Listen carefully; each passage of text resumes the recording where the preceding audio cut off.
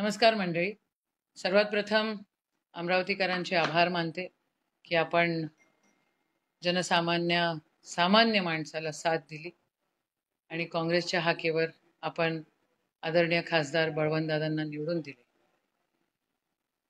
जोश रॅली या सगळ्या गोष्टी अभिप्रेत आहे, पण काल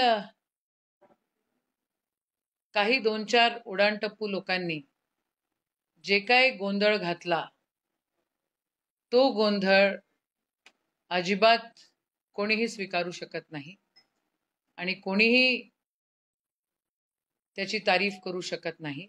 त्याचा निषेधच मी काँग्रेसची जबाबदार व्यक्ती म्हणून या ठिकाणी करते. हा जो कट्टरपंथी वाद आहे, मग ते हिंदू कट्टरपंथी असो किंवा मुस्लिम कट्टरपंथी असो, हे कट्टरपंथीपण या देशाला घातक आहे. माझी सगळ्यांना विनंती आहे की अशा गोष्टी आपल्या अमरावतीच्या संस्कृतीला शोभा देत नाही आणि ह्या गोष्टीचं समर्थन कोणीही करू शकत नाही.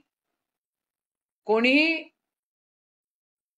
ह्या ठिकाणी अमरावतीची शांतता जर बिघडवण्याचा प्रयत्न करत असेल तर त्यांच्यावर कठोर कारवाई केली गेलीच पाहिजे, असा अट्टहास मी काँग्रेसची जबाबदार व्यक्ती म्हणून खासदार बळवंतदादा वानखडे, काँग्रेसचे खासदार म्हणून आमचे जिल्हाध्यक्ष बबलू देशमुख आणि शहर अध्यक्ष बबलू शेखावतजी हे देखील या दोन्ही गोष्टींचा बिलकुल निषेध करतो. पुन्हा एकदा आपल्याला सर्वांना विनंती करतो की अमरावतीची शांतता आणि अमरावतीची संस्कृती ही व्यवस्थित राखून ठेवा.